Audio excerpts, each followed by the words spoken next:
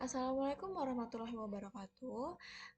Izin memperkenalkan diri, nama saya Triani Rizky Nurrohmah dari kelompok 10 RB akan menjelaskan tentang modul praktikum 1 komputasi statistik yang berjudul pengenalan objek R. R adalah perangkat lunak statistik dan grafis yang sangat kuat. Saat ini, R banyak digunakan untuk analisis data dan data saintis. Karena kemampuan R yang luas dalam analisis statistik, banyak analis data dan ilmuwan data memanfaatkan R itu untuk menyelesaikan berbagai masalah. Nah, di mana sih kita bisa mendapatkan R? R sendiri merupakan software open source atau gratis yang bisa diunduh di alamat yang ada di centang biru ini. Selanjutnya, bagaimana cara kerja R? Setelah R terinstall, tampilan awal akan menunjukkan prompt yang menandakan bahwa R siap menerima perintah. Perintah-perintah yang ditulis menggunakan text editor. Di R, objek diperlukan menggunakan operasi yang seperti aritmatika, logika, relasi, ataupun fungsi. Nama objek bersifat case sensitif. Nah, ini bisa membedakan huruf besar dan huruf kecilnya. RStudio menampilkan dua jendela utama, yaitu Search atau editor dan konsul. Nah, langsung saja aku praktekin. Jadi, di sini langsung aja saya klik file, lalu ke new file, lalu kita masuk ke R Markdown. Nah, di sini langsung saja saya tulis title-nya atau judulnya, nama saya Triani Rizky Nur Rohmah. Menurut saya pribadi, saya sendiri lebih suka langsung memakai R Markdown karena R Markdown memiliki berbagai manfaat. Yang pertama yaitu dokumentasi terintegrasi, lalu yang memungkinkan penulisan laporan, artikel, atau presentasi yang mencakup teks, kode, dan hasil analisis dalam satu dokumen. Yang kedua yaitu reproducibility, yaitu analisis yang dilakukan dapat direproduksi karena kode R dieksekusi langsung dalam dokumennya. Nah, mudah dibagikan. Yang ketiga yaitu mudah dibagikan. Hasilnya bisa diekspor ke berbagai format seperti PDF, HTML, dan Word sehingga memudahkan kolaborasi dan penyebaran. Yang keempat yaitu efisiensinya. Membuat penghematan waktu karena penulisan laporan dan eksekusi kode dilakukan bersamaan. Dan yang terakhir yaitu visualisasi yang dinamis dan grafik tabel yang dilakukan secara otomatis dan diperbarui sesuai perubahan kode. Selanjutnya, yaitu simbol dan operasi pada R. Nah, yang pertama ada addition atau biasa kita sebut dengan penjumlahan. Yang kedua yaitu subtraction, yaitu operator untuk pengurangan. Multiplication atau star, yaitu operator perkalian. Division atau kita biasa operasikan dengan pembagian. Selanjutnya, exponentation yaitu untuk operasi pemangkatan. Yang selanjutnya yaitu modulus untuk mencari sisa pembagian. Dan yang terakhir yaitu integer untuk mencari bilangan bulat hasil pembagian saja dan tanpa sisa pembagian. Nah, selanjutnya yaitu penulisan objek. Nah, aturan-aturannya yaitu dapat menggunakan huruf besar A sampai Z atau huruf kapital dan juga bisa menggunakan huruf kecil yaitu A sampai Z. Nah, yang kedua itu case sensitif. Komputasi merupakan penulisan yang berbeda. Nah, yang ketiga tidak boleh menggunakan spasi, tab atau karakter khusus seperti mention, tanda seru, atau tanda pagar. Nah, yang keempat, dapat menambahkan karakter numerik 0 sampai 9, titik atau garis bawah. Nah, yang terakhir yaitu karakter pertama tidak boleh berupa angka. Nah, contoh di sini langsung saja. Biasanya saya langsung saya hapus seperti ini. Langsung saya buat ini baru dengan memencet Ctrl Alt I. Nah, di sini mendefinisikan objek.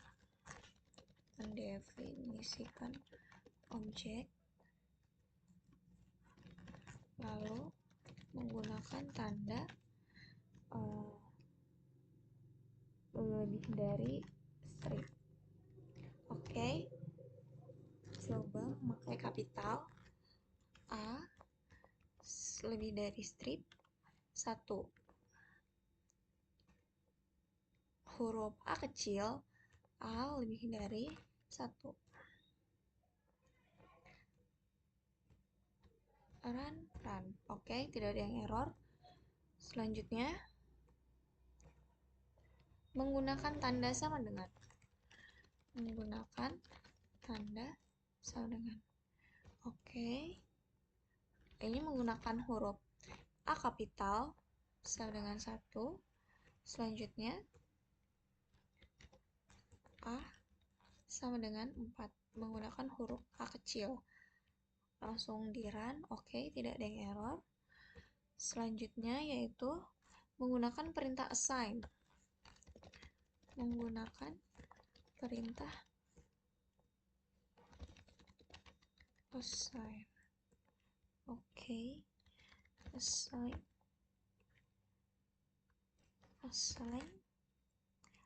Lalu menggunakan kutip 2, A besar, koma 1. Kita run. Oke. Selanjutnya, seperti yang di atas, kita buat assign, A-nya A kecil, lalu ini 4. Oke, aman. Selanjutnya, menghapus objek tertentu dalam A. Oke, menggunakan fungsi rm, kemudian list sama dengan objek.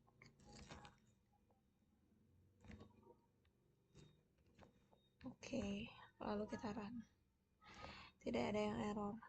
Nah, perintah assign sendiri untuk menetapkan nilai objek yang dinamai dalam bentuk string, yaitu A besar tadi.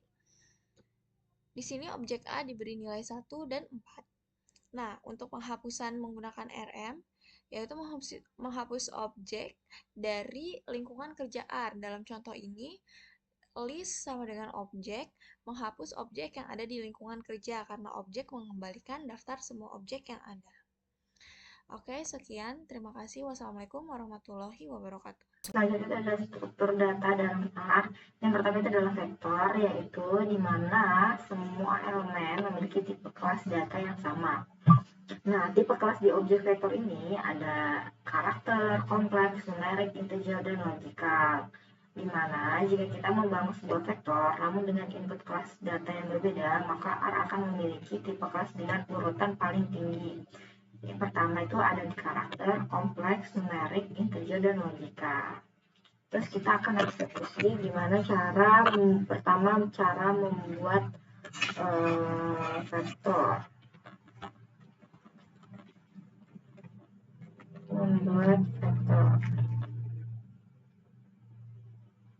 Contohnya ini di sini ada data 1. Kita menggunakan objek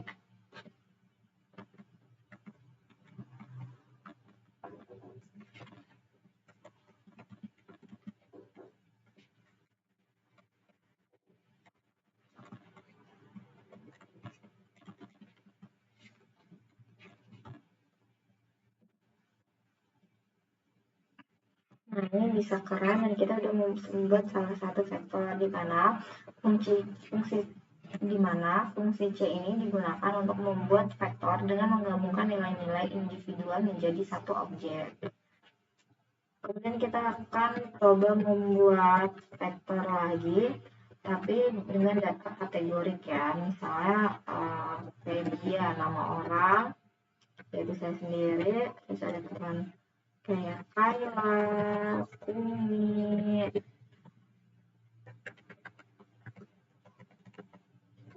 ada Cia, dan sebagainya.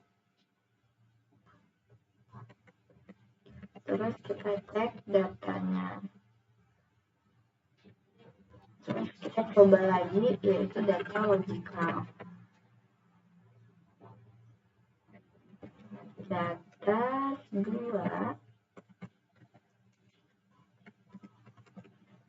Dimana misalnya logikanya kan 5 dikurang dari 2 itu harusnya tuh. Oh ya lupa, baca juga belum dipanggil. Nah ya true, karena ya emang 5 lebih besar dari 2. Dan ini adalah tipe data logika. Setelah itu kita akan mencoba tanggal date. Kita akan menggunakan date.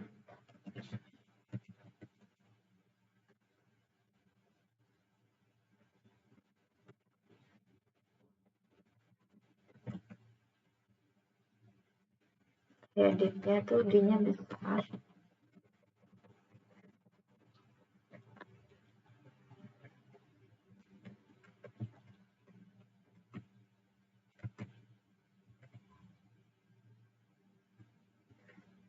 Kita ke tahun dulu 18.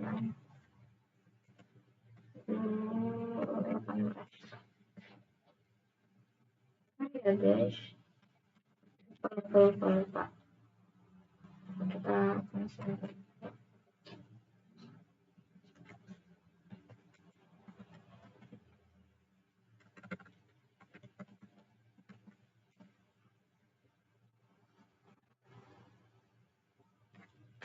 kenapa ini error?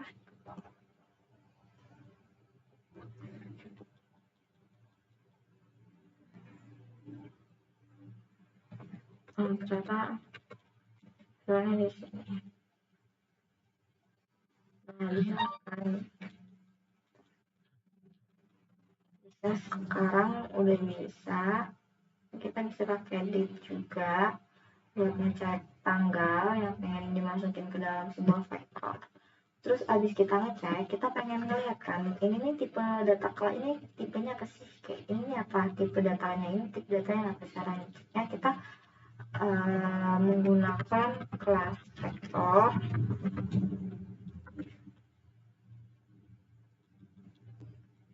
Bisa kita cek deh nilai dari data satu, misal data satu nih. Nah, pertama kita pakai fungsi kelas, terus kita data satu, misal apa sih data satu?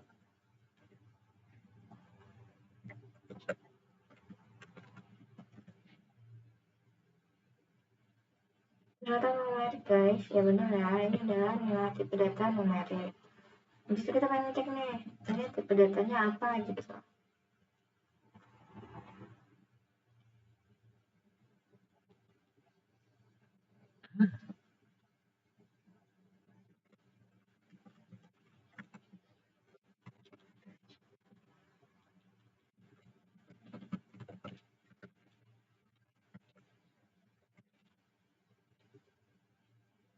Kemudian kita akan ngecek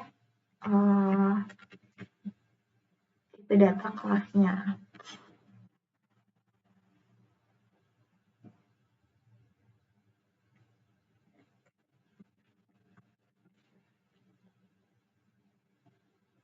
Ternyata yang ini adalah karakter. Ya benar ya guys, ini adalah tipe data karakter. Terus kita pengen tahu nih, ini nih tipe datanya apa ya?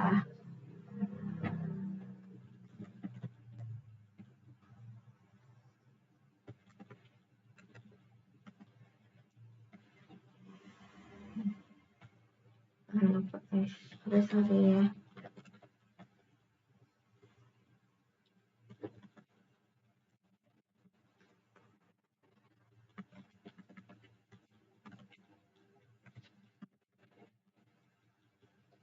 Berapa itu? Data 2.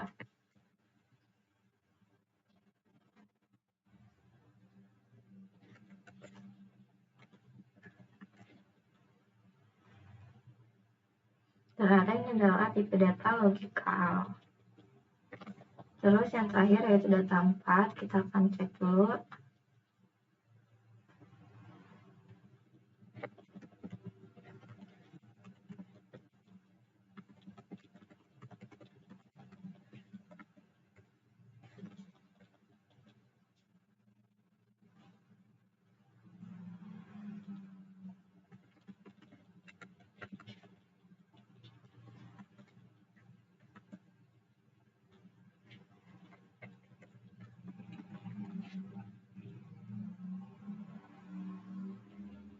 terhadap adalah tipe data date. Kemudian setelah kita mengetahui cara membuat vektor, terus kita penasaran nih gimana sih kalau misalnya kita gabungin beberapa kayak numerik, karakter, logika gitu. Bisa coba kita buat dulu contohnya. Kita akan gabungkan misal data kelima.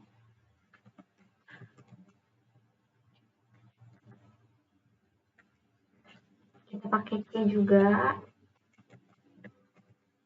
Terus kita bisa misal save ya. 81, ini adalah tipe yang 81 ini adalah kompleks.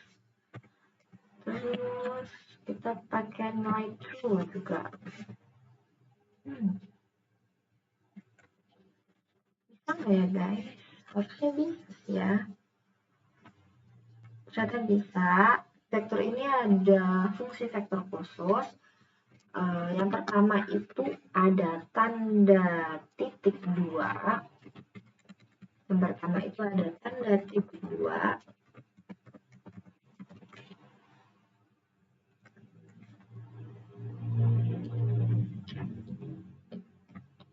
Di mana ini berfungsi untuk membuat tipe data numeriknya tuh berurutan. Contohnya adalah 1.2 misal 10.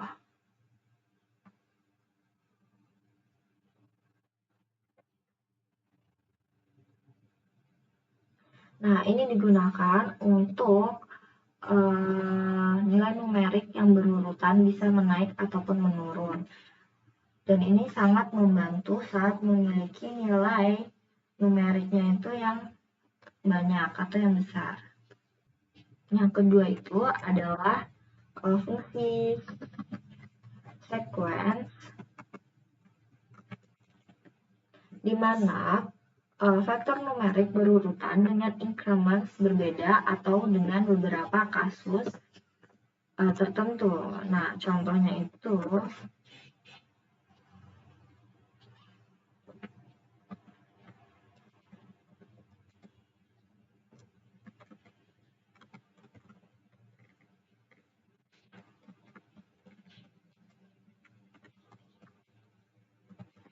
from 0 to misal minus 20,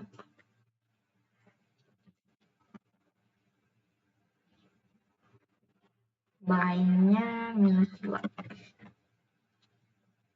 Kita cek dulu. Nah, keren guys. Jadi, fungsi sequence ini dimulai dari 0. Fungsi akhirnya kita pengen ke angka berapa, yaitu di sini minus 20. Dan by-nya ini adalah nilai atau langkah di setiap yang ingin dikeluarkan. Misalnya kayak gini, 0. Terus abis 0, setelah 0 kita kurangin kedua berapa? Ini langsung 2. Terus kita langkahin kedua lagi 4, langkahin 2 lagi 6, dan seterusnya. Karena ini minus jadi minus ya. Terus kemudian fungsi sequence juga itu bisa digunakan untuk membuat urutan dari 1 hingga 10 dengan 5 elemen. Contohnya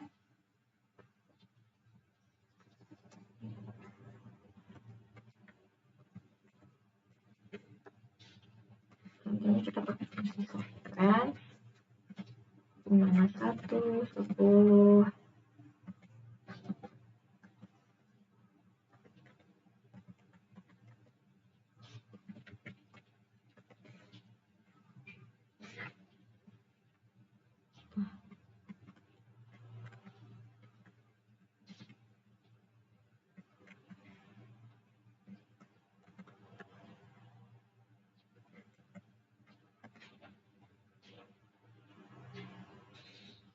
nah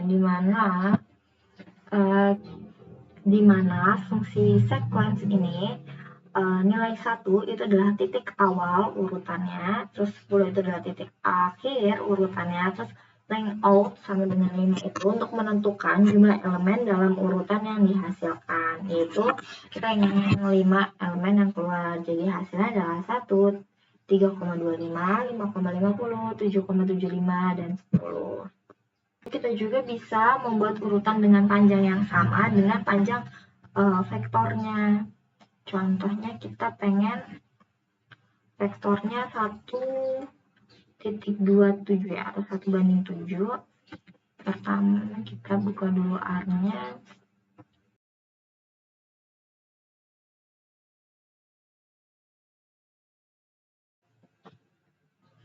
Oke, dimana sequence ini digunakan untuk membuat urutan yang kayak tadi.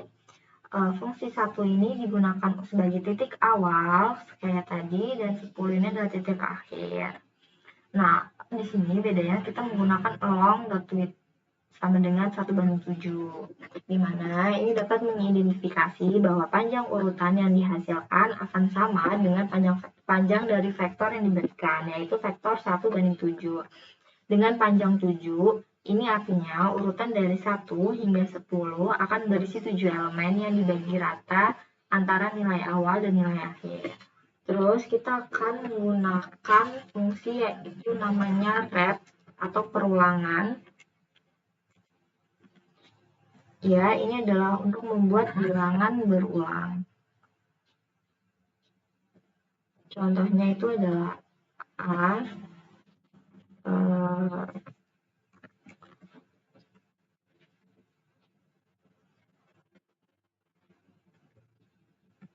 1/5,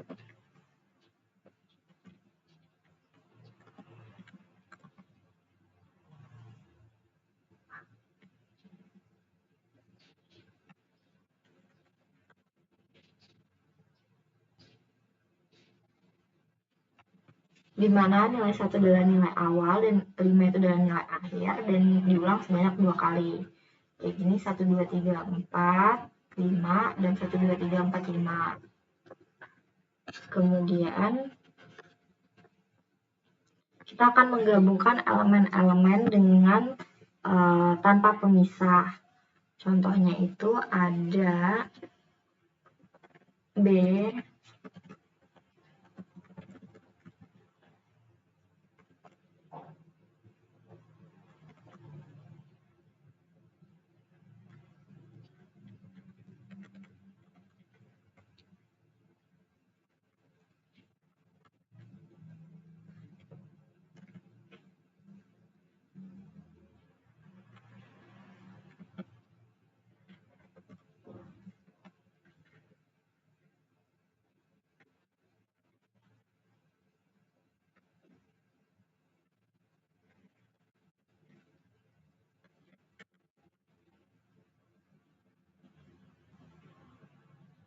nah,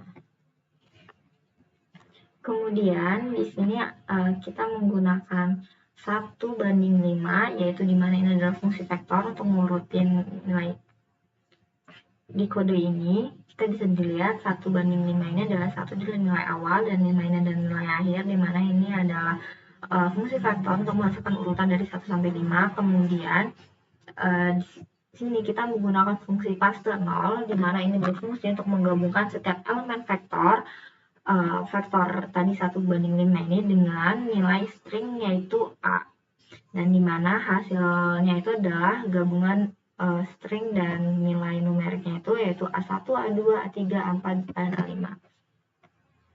Terus kemudian kita akan mencoba bagaimana untuk menggabungkan string A dengan angka 1 juga sampai 5 menggunakan tanda pemisah atau strip.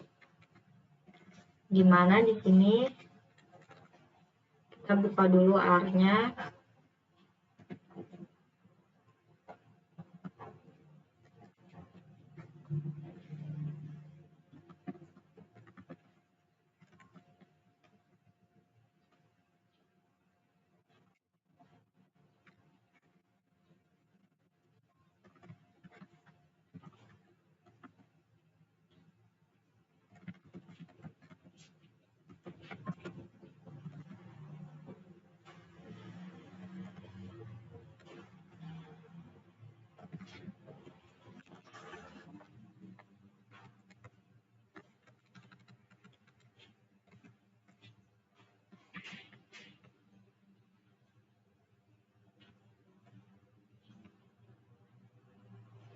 Nah, lihat kan perbedaannya di sini kita bisa menggunakan tanda apa aja. Di sini aku bisa pakai tanda strip untuk mengurutkan agar seperti ini.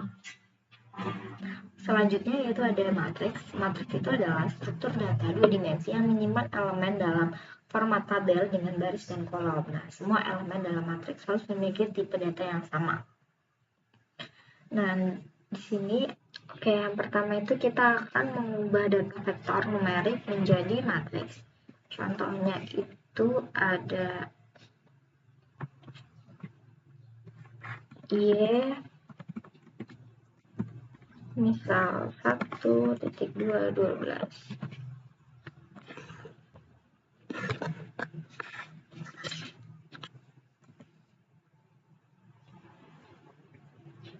Dimana dia akan mengurutkan nilai 1 hingga nilai 12. Terus kemudian kita pengen nyoba dim X, yaitu untuk ngecek dimensinya ada berapa dari nilai data Y ini. Kita akan ngecek dimensinya ada berapa.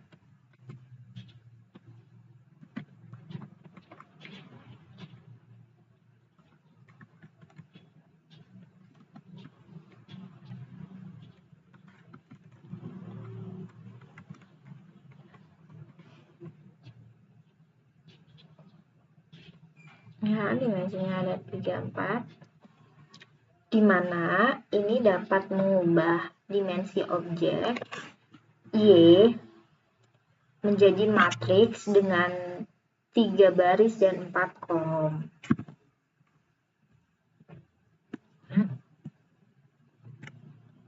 Selanjutnya kita akan membuat matriks.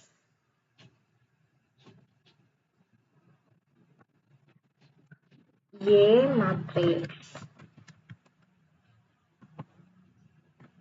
1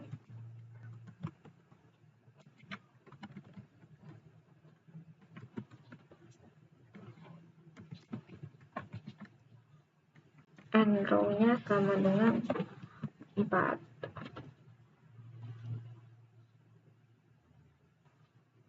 Di mana n row sama dengan 4 ini untuk menetapkan bahwa matriks yang dihasilkan akan memiliki 4 baris. Kemudian kita akan panggil matriks 1.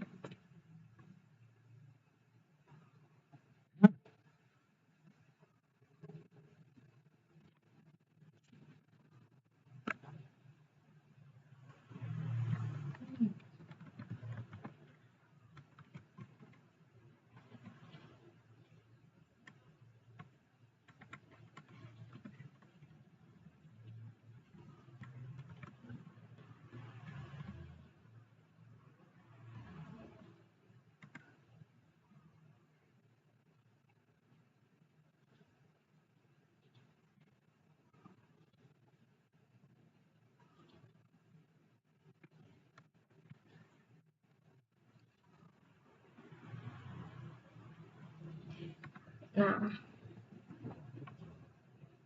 ini akan membuat matriks dari fungsi nilai Y ini, dimana dia akan berurutan 1, 2, 3, 4, 5, 6, 7, 8, 9, 10, 11, 12. Kemudian kita buat lagi nih contoh matriks yang lain.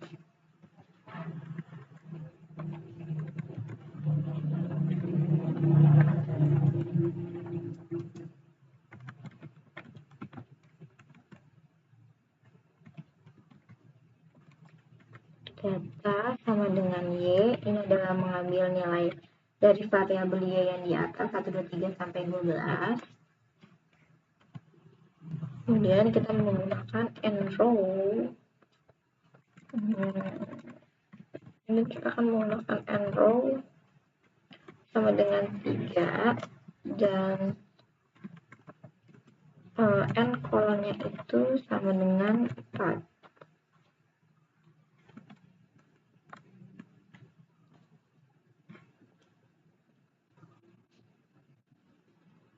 Nah, dengan 4, di mana tadi ini mengambil data dari Y, dan row 3 ini untuk menetapkan jumlah baris matriks menjadi 3, dan encol ini untuk menetapkan jumlah kolom matriks menjadi 4.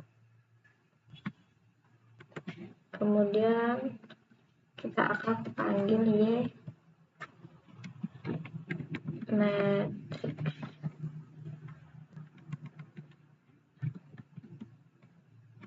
Oh ya, karena ini lupa.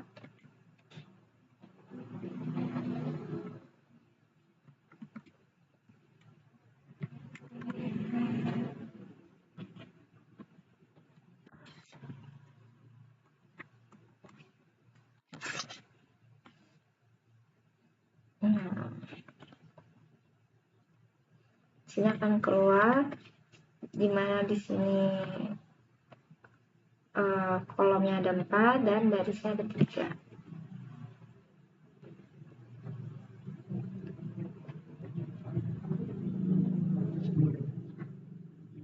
Kemudian setelah kita, nah dari matriks ini kita bisa untuk menggabungkan matriks.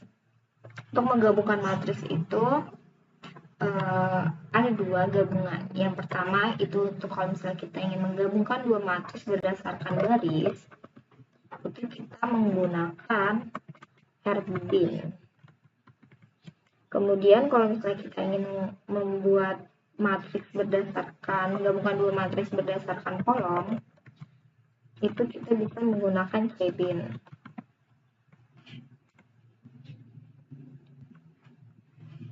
Nah, contohnya itu kita buat dulu ya matriksnya. Kita buat dulu matriks A. Matriks A-nya 2, 10.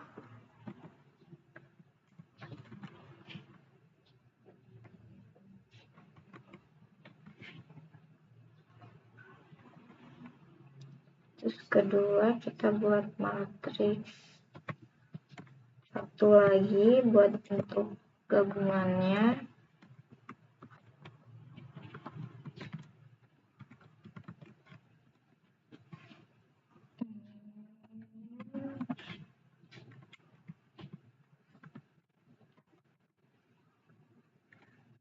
Lima, 13, 3.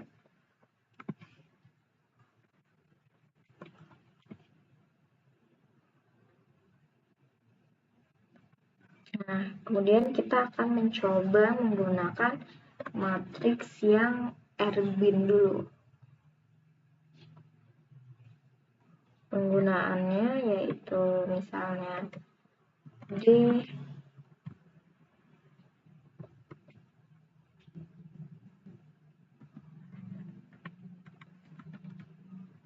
Erwin. Di sini ada fungsi Erwin. Kita klik aja fungsinya. Setelah itu kita masukin nama objeknya. Itu di sini ada A, B.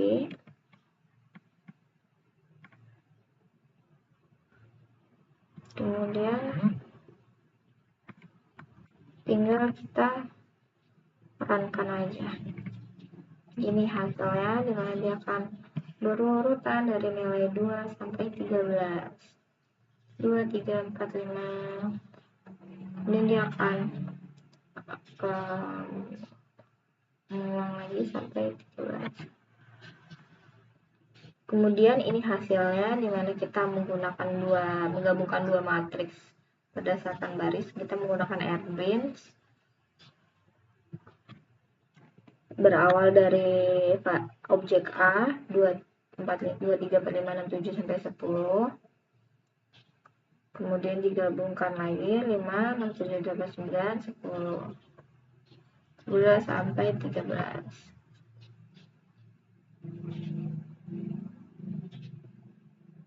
Setelah itu kita akan mencoba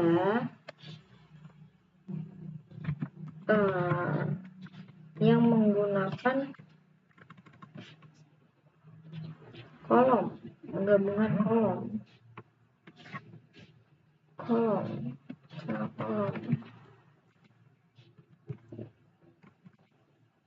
kita pakai cabin sama seperti tadi, kita masukin objek apa yang ingin kita masukin, matriks yang udah kita buat tadi di awal, terus kita runkan saja. Nah, dia akan keluar seperti ini, dimana dia akan memanjang sampai kolom ke-6 dan barisnya 3. Dan ini akan menunjukkan 2, 3, 4, 5, 6, 7, 8, 9, 10. Terus ulang lagi ke B-nya 5, 6, 7, 8, 9, 10, 11, 13. Nah, berikutnya yang ketiga yaitu data array. Array adalah struktur data yang digunakan untuk menyimpan elemen-elemen dalam lebih dari satu dimensi. Nah, berbeda dengan vektor tadi yang hanya memiliki satu dimensi, array dapat memiliki 2 atau lebih dimensi. Ini memungkinkan untuk menyimpan dan mengakses data dalam format tabel dan matriks multidimensi. Nah, kita coba membuat array 3 dimensi.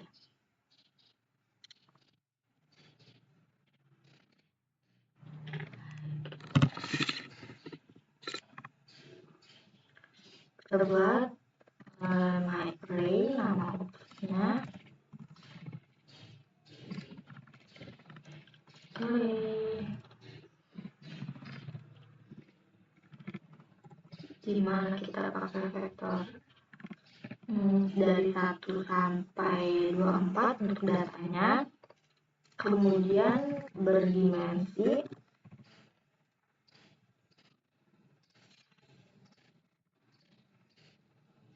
dimensinya itu ada 4, 3, dan dimana data 1 sampai 24 ini adalah data untuk array-nya.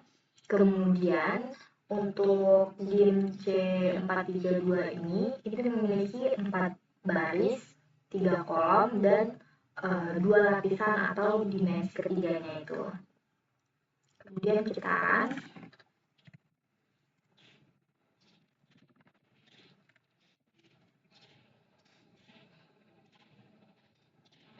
gimana ya,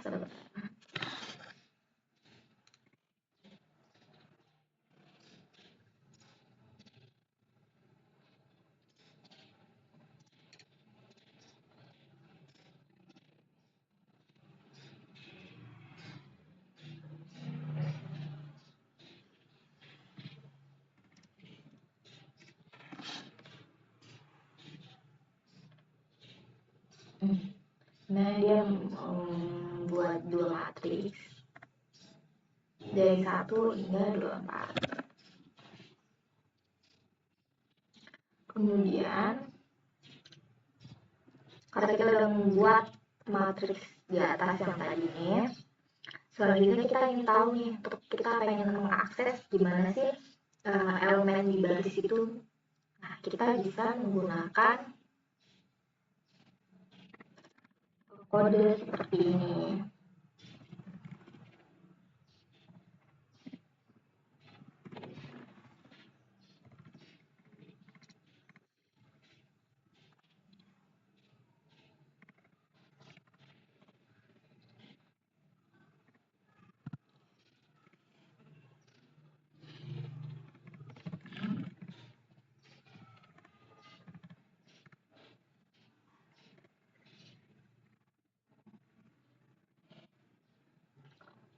Dimana kode ini untuk mengakses elemen baris kedua, kolom ketiga, dan lapisan ke-1. Setelah itu kita akan eksekusi, kita run. Berarti nilai elemennya itu ada 10. Kita cek di sini 2,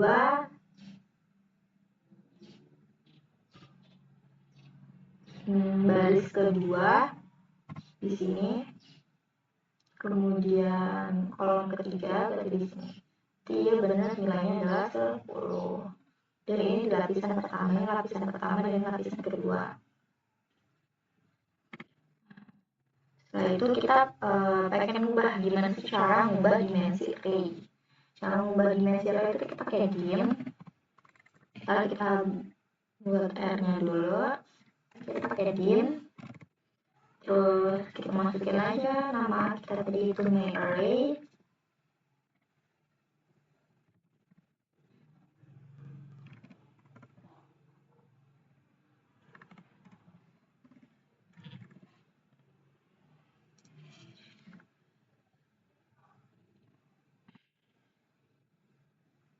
Nah, ini untuk mengubah dimensi, dimana kita pengen mengubah dimensinya itu jadi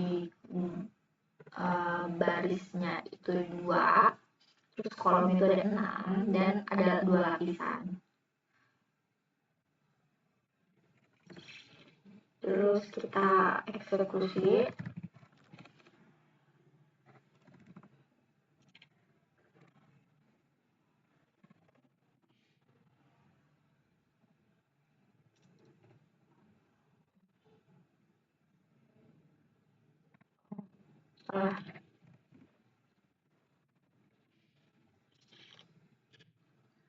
Nah, dimana kita mendapatkan hasil matrisnya seperti ini.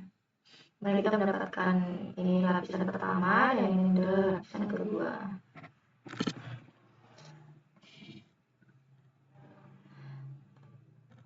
Kemudian saat kita udah bisa mengubah dimensi baru, kita udah bisa mengakses elemen di barisnya ada berapa, kemudian kita akan masuk ke operasi yang bisa dilakukan di dalam array. Nah, contohnya kita bisa menggunakan fungsi sum atau jumlah, di mana kita bisa menggunakan kode seperti ini, sum, dimasukin aja namanya, yaitu disini ada myArray. Oh ya, aku lupa buat R. Kita copy aja seperti ini.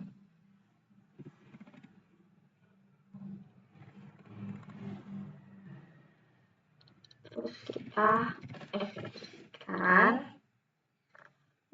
Jadi nilai sumnya atau penjumlahannya itu bernilai 300.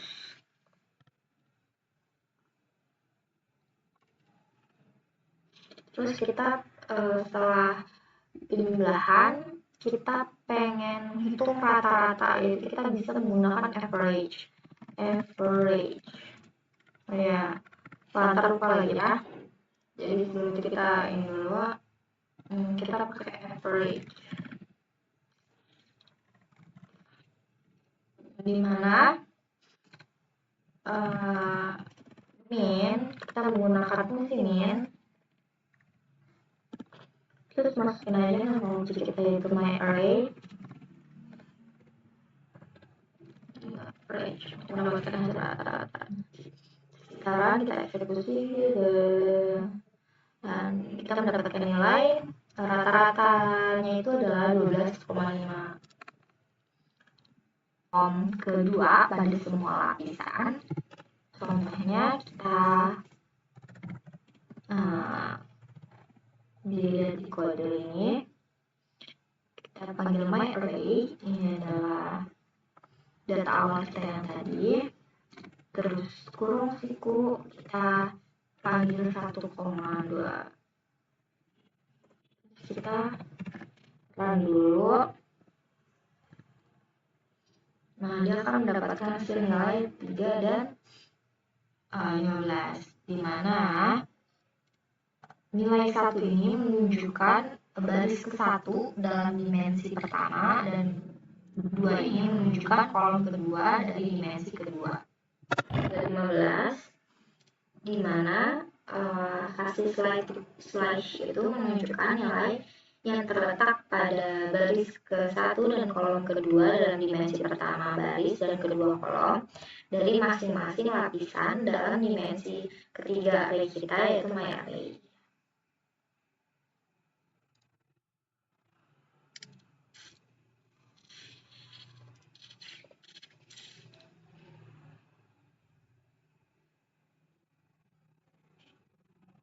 Assalamualaikum warahmatullahi wabarakatuh.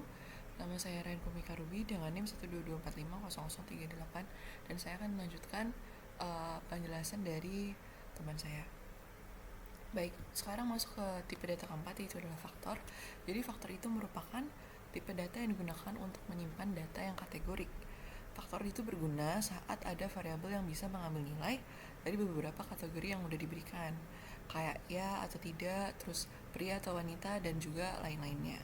Dan faktor ini biasa digunakan dalam model statistik dan juga analisis data. Oke, pertama kita buat dulu vektor karakternya, atau bisa dibilang kayak pilihannya itu pakai ini. Objeknya itu namanya char vector. Terus bikin dulu datanya.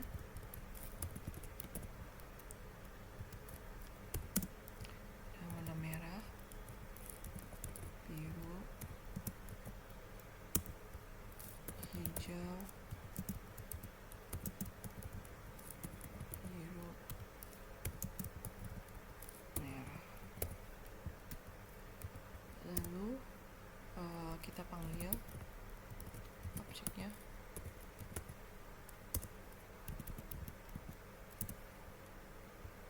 Kemudian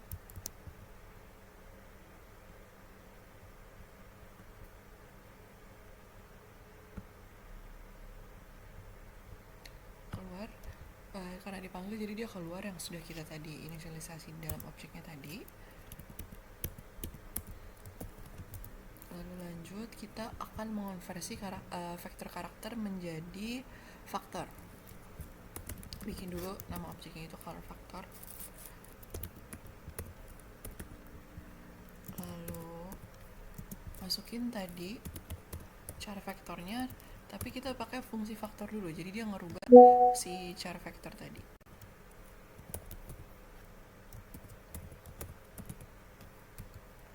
Lalu kita panggil tadi si color vektornya.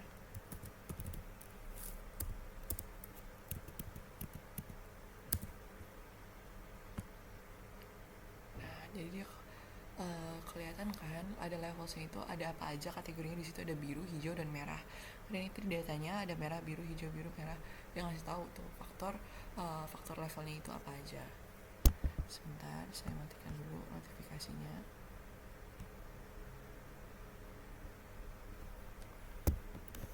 Oke, lanjut. Sekarang kita mau mengakses level dari faktornya. Sebenarnya udah ada sih di sini, tapi kita akses lagi pakai fungsi levels ya.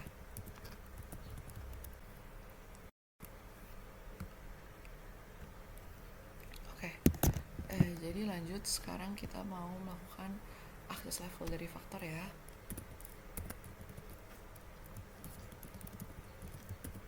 Kita pakai fungsi levels, terus masukin tadi si objeknya.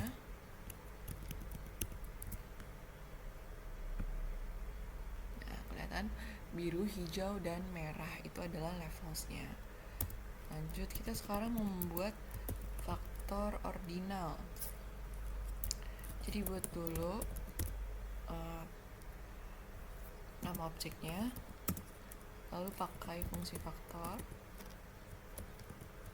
masukin karakternya, itu ada SMA, S1,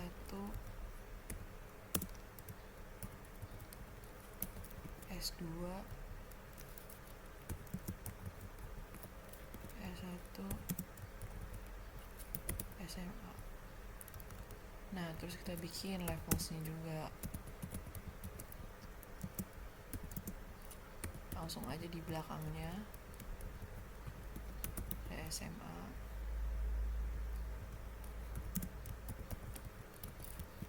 S1 S2 lalu koma order true. Oke. Lalu kita panggil education-nya.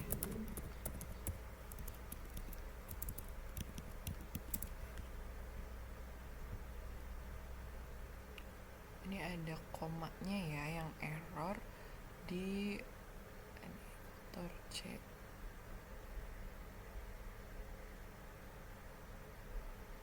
SMA S1 S2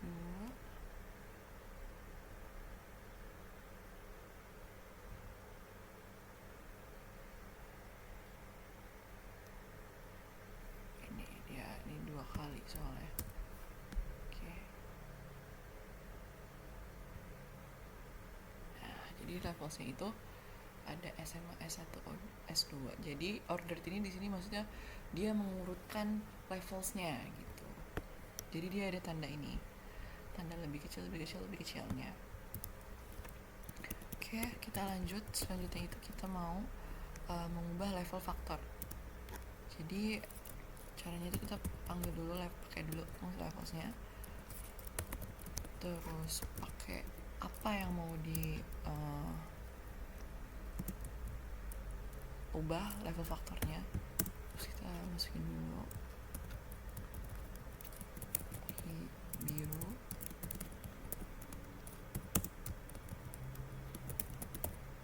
hijau,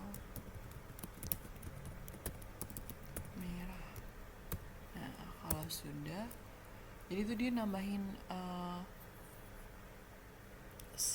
bukan nambahin, dia merubah level yang udah ada gitu. Jadi biru, hijau, dan merah di color vector. Terus kita panggil lagi color vectornya. Nanti dia keluar. Nah, merah, biru, hijau, biru, merah. Jadi levelnya biru, hijau, dan merah gitu. Lalu sekarang kita mengubah faktor menjadi vektor karakter. Kita buat dulu objeknya. Sebentar. Char vector from faktor ya. Terus kita pakai fungsi as_character buat mengubah si faktornya menjadi vektor karakter. Tuh kita pakai yang tadi color vector, color faktor, terus panggil ini. Coba kita run. Nah, dia udah merubah si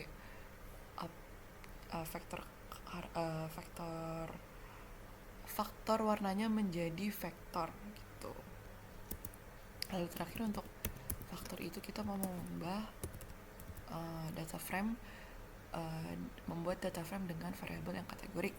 Pertama kita buat dulu df-nya, data frame-nya, pakai fungsi data frame. Oke. Lalu pakai response.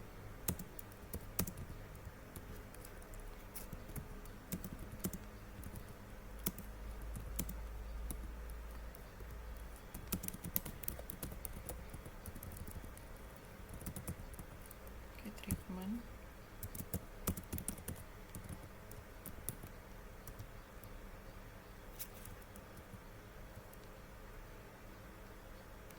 pakai treatment faktor C, isi dulu. Bentar. Ini C, A, B, A, terus B lagi, B, A.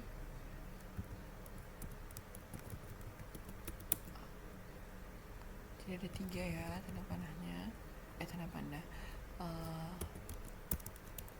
tanda kurung. Lalu kita panggil lagi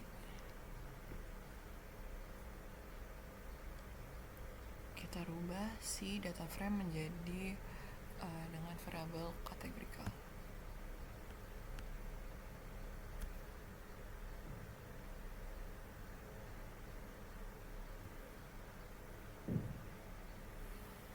Jadi kita cek dulu.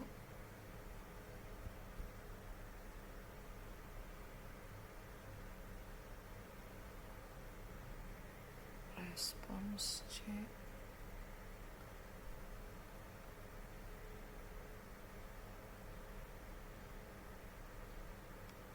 Jadi satu kali aja.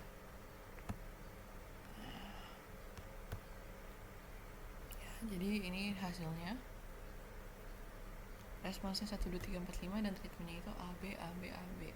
Oke, lanjut. Sekarang kita masuk ke dalam list. Jadi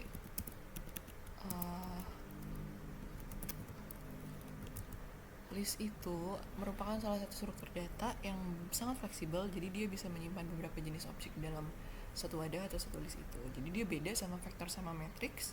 Itu kalau misalnya vektor sama matriks itu tipe datanya kan harus sama di dalam satu wadahnya atau di dalam satu objeknya itu. Nah kalau list itu dia bisa datanya berbeda-beda. Bisa di dalam list itu ada vektor, ada data frame, matriks atau bahkan list lainnya yang bisa dibilang itu adalah nested list. Yang itu dimana artinya itu adalah sebuah list di dalam list. Pertama kita buat dulu listnya, terus pakai fungsi list, masukin numbers, check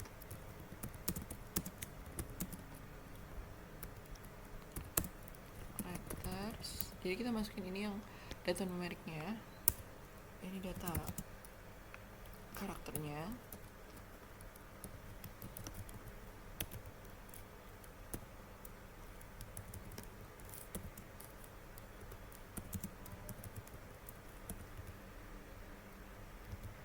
Lalu kita buat matriks di dalam listnya. Ini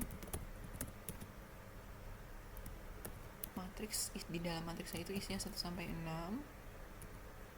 dengan barisnya itu ada 2. Lalu kita buat list di dalam listnya. Langsung aja kita bikin nama listnya di dalam sini. Terus kita inisialisasi lagi. Ya. 1 B sama dengan teks. Oke. Terus kita panggil listnya.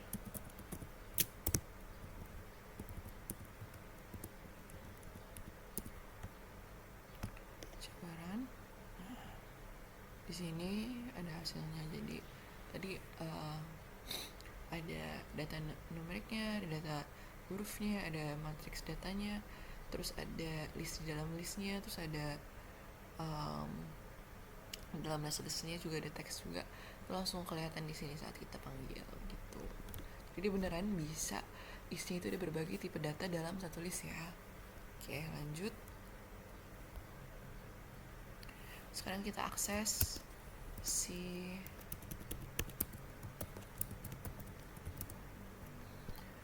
elemennya itu dengan nama.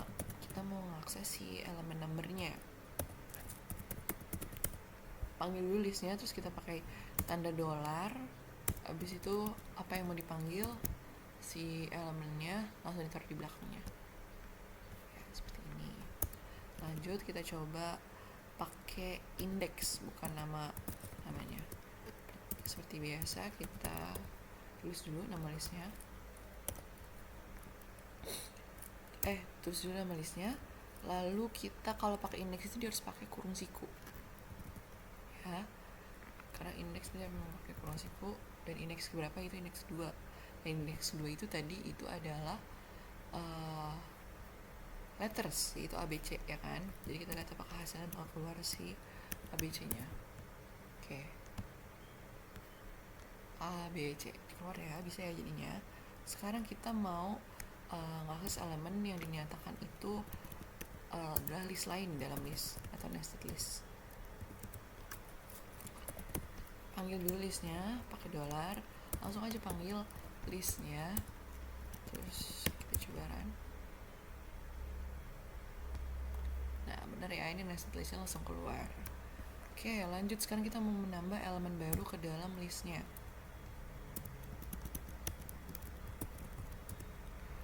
Pertama, bikin dulu, panggil dulu listnya.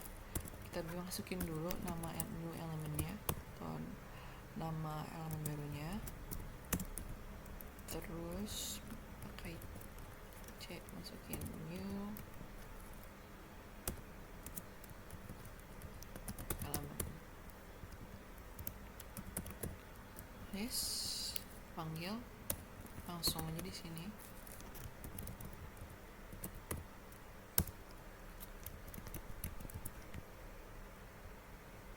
Nah, dia langsung tertambah ya new elemennya ke dalam list yang tadi. Lalu kita mau hapus tadi new elemennya.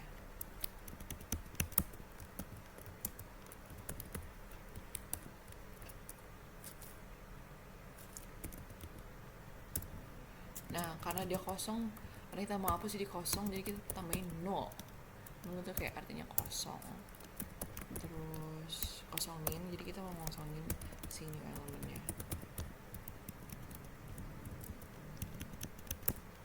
Oke. Nah, jadi dia 0. 0 itu artinya bukan isinya 0 ya, isinya NULL, tapi beneran kosong gitu. Lanjut. Sekarang kita mau mengubah elemen yang ada di dalam list. Tadi kita mau mengubah elemen yang ada di dalam list yang letternya itu, yang hurufnya ya, kalimat itu huruf.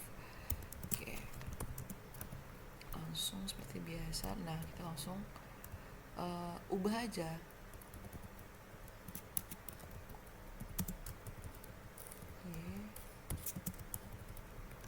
Z, terus kita panggil.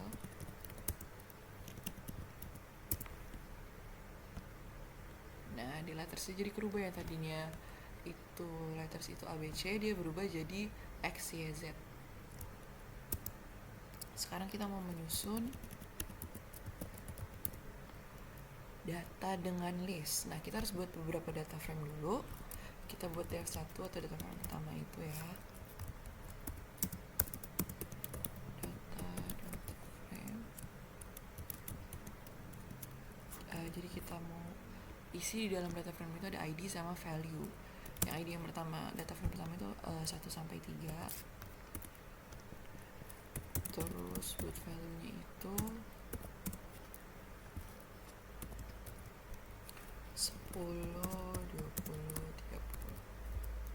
Dia sesuai ya sama jumlah ID-nya kan 3, berarti value-nya juga 3. Def yang kedua, kita buat data frame yang kedua, buat ID-nya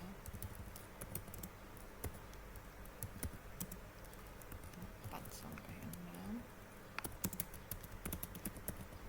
Value sama dengan 40, 50, 60. Kita buat yang ketiga masih sama ya formatnya. Data pakai fungsi data frame dulu ya. Terus dari 7 sampai 9.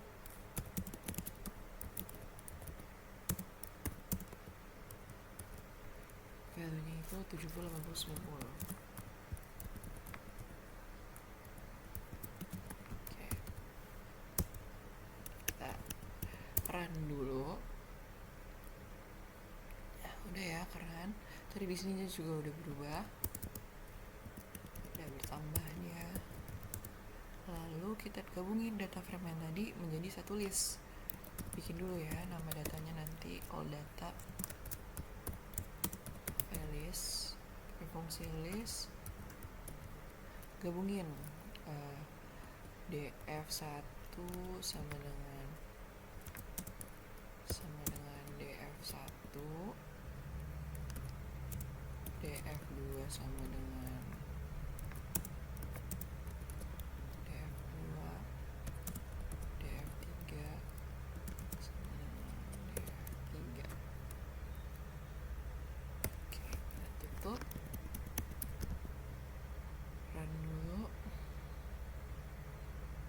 Ini cuma warning aja, tapi dia bisa.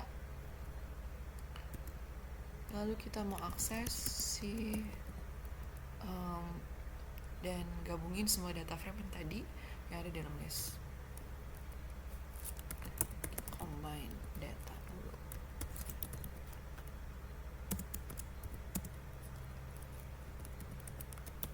Pakai fungsi do call rbind tadi kan untuk menggabungkan ya. Data, jangan sampai salah ya. Terus do call itu artinya dia memanggil dan dia mau melakukan penggabungan pada all data yang tadi dimasukkan dalam combine data gitu ya. Sudah, lalu kita lihat combine data itu isinya sekarang apa. Langsung aja dipanggil.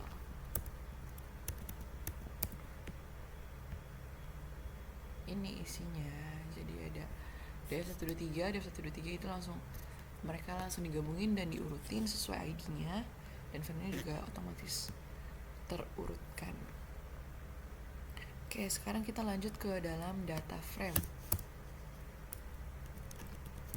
Tadi kan faktor sama list udah, kita lanjut ke data frame.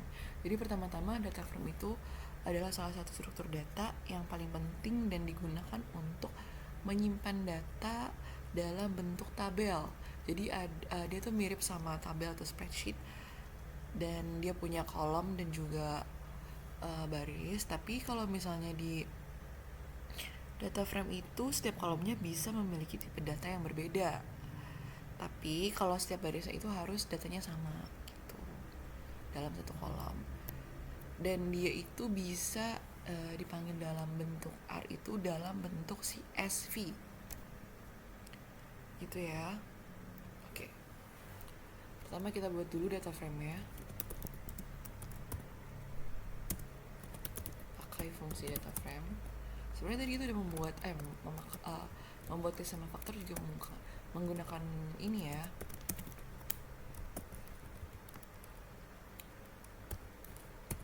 Kita buat si ID-nya, isinya itu ada ID 1-5, namanya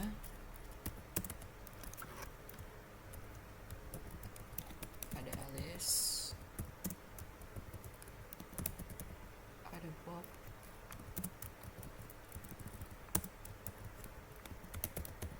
ada Charlie,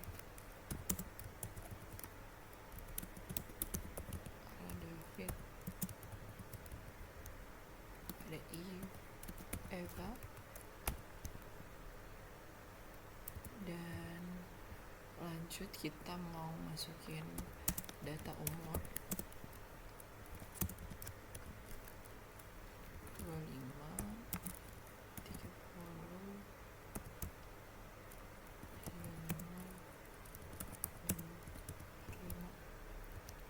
25, lalu masukin data nilainya. Ada 88,5,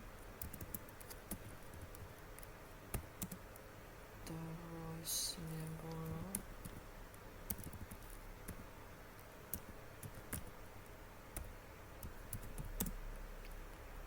5,5,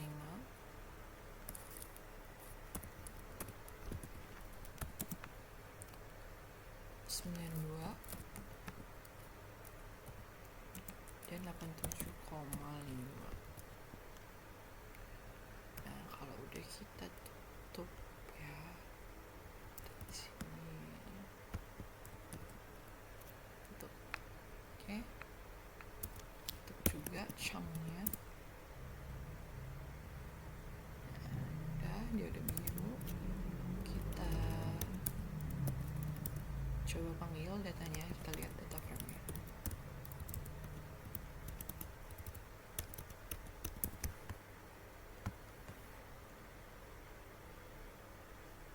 Ya ada koma atasnya.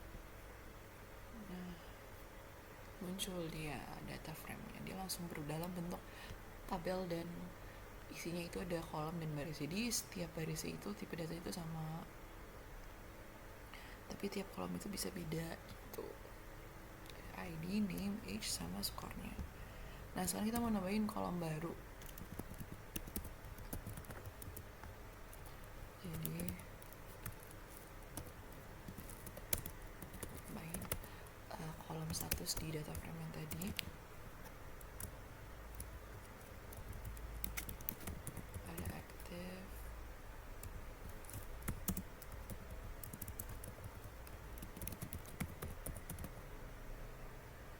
inactive, ini kita copy paste aja biar cepat.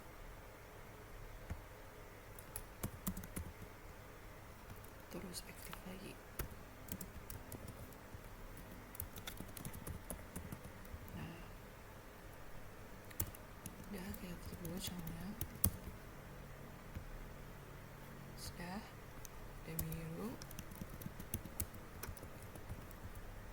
Lanjut kita tambah baris barunya.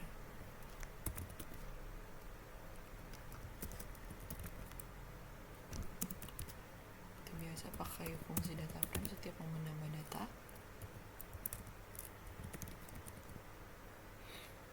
Terus pakai ID-nya itu 6 karena tadi udah sampai 5, jadi kita tambahin lagi ini 6. Namanya itu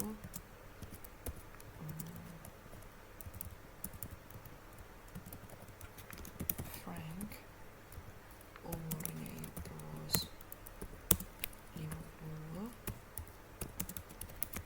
lalu nilainya itu 80.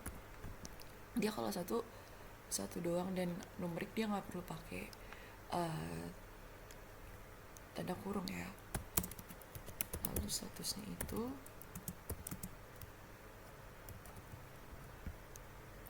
aktif dia. Tapi kalau misalnya dia datanya huruf, itu dia harus pakai tanda kurung. Oke, nah kita mau bikin data baru yang isi itu ada si new row-nya sama data yang tadi. Jadi maksudnya itu kita mau ngegabungin. Dan seperti biasa kalau kita ngegabungin harus pakai fungsi rbind. Ya, data yang tadi namanya apa sama new row-nya. Oke. Data new. Kita lihat. Nah, ini dia ada si Frank dengan ID yang nomor 6, lalu umurnya 50, skornya 80, dan seterusnya itu aktif. Oke, sekarang kita mau melakukan import data. Saya mau siapin dulu ya datanya.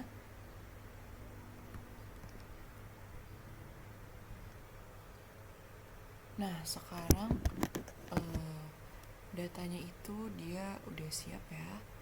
Jadi sudah saya download tadi datanya. Pertama kita pakai dulu library read Excel-nya, karena kalau nggak pakai library ini dia nggak bisa, karena kita menggunakan fungsi si read Excel ini. Jadi yang ada hanya di library read Excel. Terus kita masukin dulu nama datanya, nanti kita jadi data Excel pakai fungsi read Excel. Sudah, lalu kita copy paste. Nah, copy paste, hapus titik duanya, tanda petik duanya, terus kita ganti arahnya menjadi ke kiri. Tadi datanya saya taruh di downloads, data contoh. Nah ini ada yang ini running, saya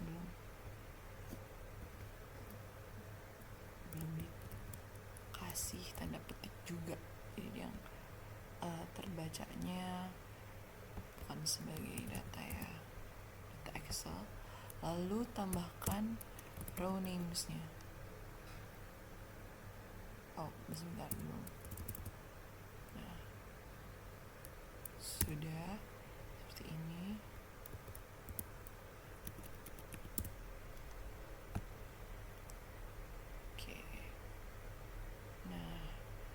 dia sudah uh, read ya, udah ke read nih di sini di data Excel ini. Nah, sudah masuk dia. Oke, lanjut. Sekarang kita mau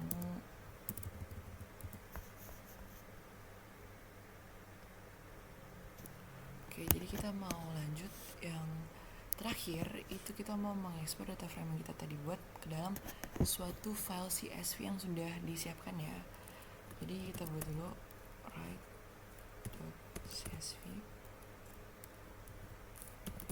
data file, masukin file yang kita tadi file CSV yang udah dibuat.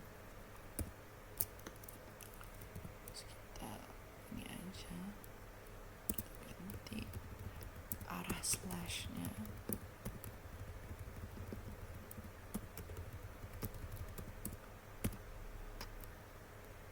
Terus row namesnya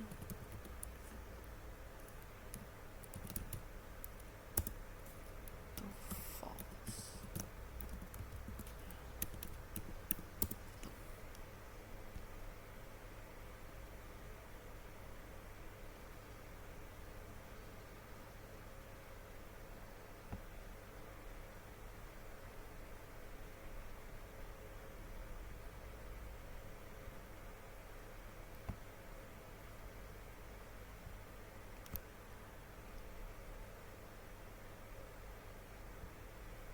Ini kayaknya gara-gara kebuka deh. Nah, oke. Lalu sudah, sekarang kita mau coba cek di datanya. Nah, dia data frame tadi kita buat sudah dimasukkan ke dalam file Excel sudah kita siapkan sebelumnya, dan harus dipastikan kalau misalnya ini emang formatnya udah CSV ya. Oke. Sekian dari saya. Saya lanjutkan lagi ke teman saya yang berikutnya. Terima kasih. Oke, selanjutnya kita akan masuk ke pembahasan tentang percabangan. Jadi, percabangan itu adalah suatu struktur dasar logika,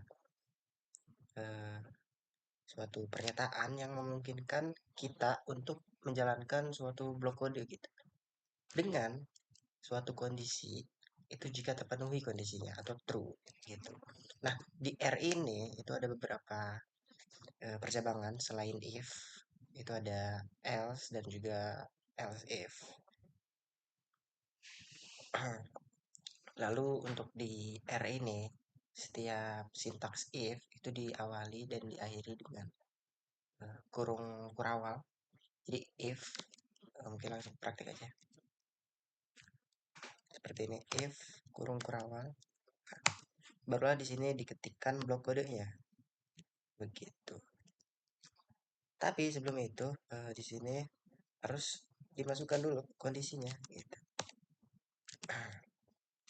Misal kita buat x sama dengan 10.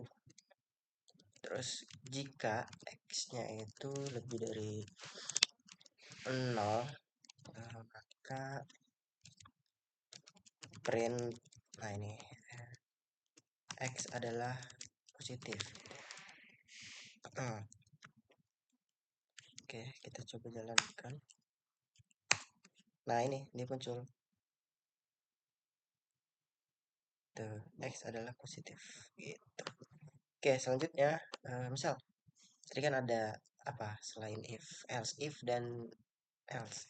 Oke, kita coba untuk else if-nya. Misal, nah di else if ini juga ditambahin suatu kondisi baru karena ini jika x lebih dari 0 maka x positif. Terus else if ini artinya tuh selain if gitu, jadi ada kondisi lain,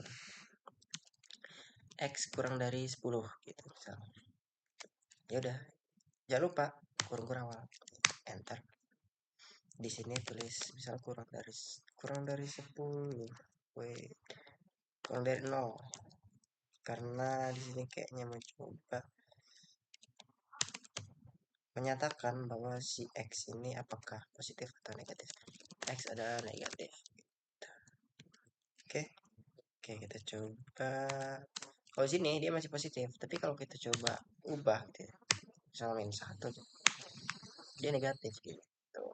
Oke, terakhir itu ada else. Nah, else di sini itu nggak perlu pakai kondisi karena dia akan menjalankan baris kode selain dari dua kondisi ini gitu. Jika kondisi yang pertama nggak tercapai, terus kondisi yang kedua nggak tercapai juga, maka barulah dia ke else gitu. Jangan lupa kurang rawang. Oke, barulah di sini print. Nah di sini kan bisa dilihat pernyataan pertama itu lebih dari 0. Terus pernyataan kedua itu kurang dari 0. Berarti yang nggak ada di sini adalah sama dengan 0 gitu kan. Berarti kalau kita x-nya 0, dia kita coba dulu ya tanpa else. Apakah dia error?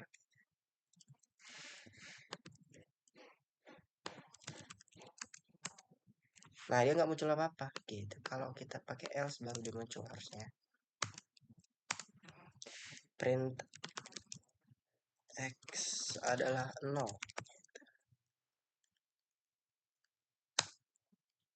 Nah, ini dia, x adalah 0. Ini kan x-nya 0 nih di awal. X adalah 0 gitu. Jadi itu penerapan yang sederhana ya dari percabangan gitu. Oke, mungkin eh, untuk penerapan kompleksnya bisa seperti ini. Misal ada seseorang yang umurnya itu 25 tahun. Terus dia punya KTP sama dengan punya deh, true berarti ya. Lanjut, nah sini bisa kita buat jika umurnya itu lebih dari 17, lebih dari sama dengan 17 dan punya KTP, maka di sini apa ya kira-kira mau apa ya, print anda boleh menikah.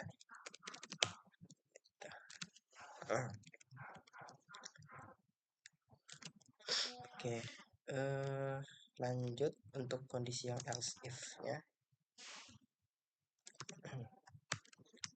Untuk kondisi else if nya, oh di sini harus pakai pernyataannya dulu, kondisi dulu. Nah, ini kan tadi di atas lebih dari sama dengan 17, berarti di sini kurang dari 17-nya. Oke, maka dia kalau kurang dari berarti nggak bisa nikah kan, berarti Anda belum boleh menikah, belum cukup umur gitu. Secara resmi ya gitu. Tapi ini sebagai contoh aja gitu. Jadi ini logika di sini penerapannya. Pernyataan logikanya ini bisa bebas ya, dan ini tambahan. Jadi ada dua kondisi yang harus tercapai barulah dia menyatakan print yang ini gitu. Terus mungkin untuk yang else-nya.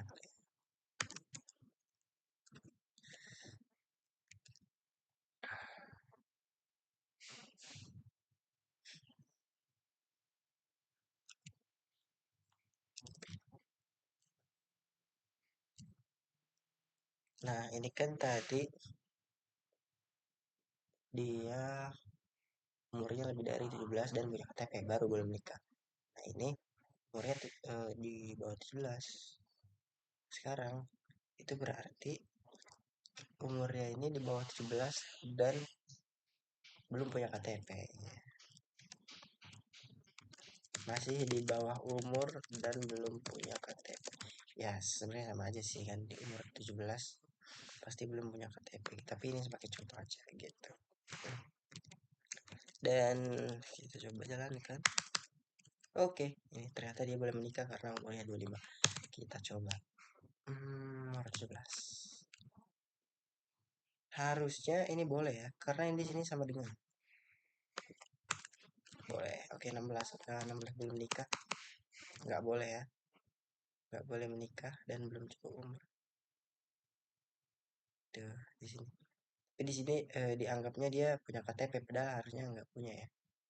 Ya, mungkin ini bisa sebagai contoh aja gitu. Selanjutnya itu perulangan. Nah, kalau perulangan ini itu digunain buat ngejalanin sekelompok pernyataan sama aja, blok pernyataan gitu, blok kode, tapi yang berulang beberapa kali gitu. Nah, di R itu ada dua jenis. Yang pertama itu loop for, yang kedua itu loop while. Nah, loop for ini digunain ketika perulangannya itu udah diketahui gitu, mau berapa kali. Berdasarkan apa? Berdasarkan elemen-elemen list kayak vektor, list atau range gitu kan ada apa panjangnya. Nah, dia akan mengulang sebanyak panjang list tersebut gitu. Nah, yang kedua itu loop while. Loop while ini digunakan ketika sebaliknya nggak tahu kapan berapa kali atau kapan mau berhentinya. Berapa kali akan dieksekusi. Dia bakal berhenti ketika kondisinya itu tidak tercapai lagi. Jadi mungkin langsung aja kali ya ke contoh penerapannya. Mungkin yang pertama perulangan for. Oke. Di sini kita coba buat sebuah vektor dulu ya. Number di sini isinya sebuah vektor dari 1 2 3 4 5. Oke. Lalu di sini kita buat perulangannya. For number in numbers. Jadi sebenarnya number ini bisa kayak i, biasanya sih i ya, tapi ini karena konteksnya angka-angka di sini, jadi kita bisa number. Jadi setiap angka di angka-angka ini gitu maksudnya. Kita jalankan. Nah, kita jalankan print angka doang. Jadi dia bakalan ngeprint satu-satu deh sebanyak 5 kali elemen di dalam apa vektor ini. Jadi 1 2 3 4 5. Nah, seperti ini ya. Itu contoh perulangan for yang sederhananya.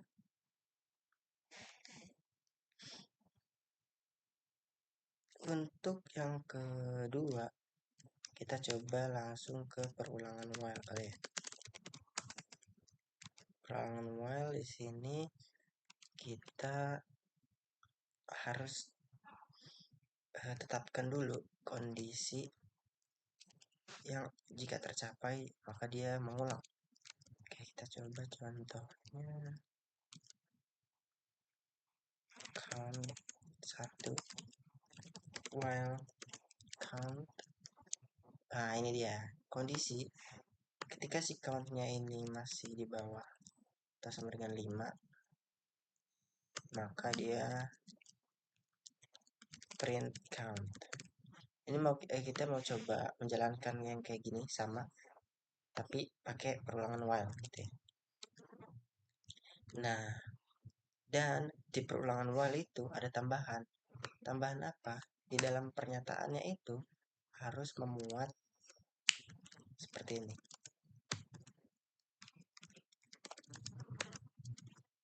Nah, perubahan count di sini kan di kondisinya dia menggunakan count sebagai jika true maka lanjut. Nah, di dalam blok kodenya di sini harus merubah nilai count setiap perulangannya. Jadi kalau dia nggak pakai ini, dia bakal kayak looping terus atau bahkan error. Kita coba. Nah, ini dia. Ini sama aja hasilnya tuh 1,45. Jadi ya begitulah untuk percabangan dan perulangan.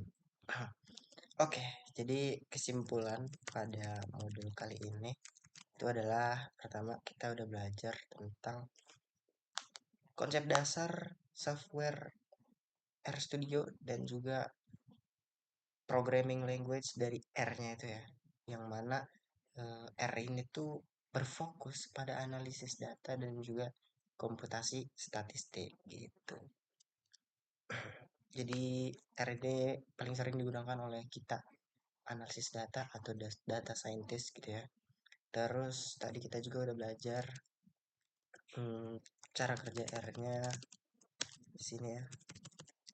Cara kerja R. Terus apa? Penulisan objek dalam R itu gimana, syarat-syaratnya apa aja. Terus juga jenis-jenis struktur data dalam R itu kita belajar yang tadi ada list, ada vektor, ada matriks, ada banyak tadi ya. Terus juga di sini kita membahas percabangan dan juga perulangan gitu. Serta ya penerapan dari uh, sintaks atau codingannya gitu. Jadi bisa dibilang modul pertama ini dasarnya lah ya, dasar untuk kita memahami pemrograman R dan juga memanfaatkannya untuk analisis data di hari kedepannya gitu di modul-modul selanjutnya. Mungkin sekian dari kelompok kami, kurang lebihnya mohon maaf. Assalamualaikum warahmatullahi wabarakatuh. Terima kasih.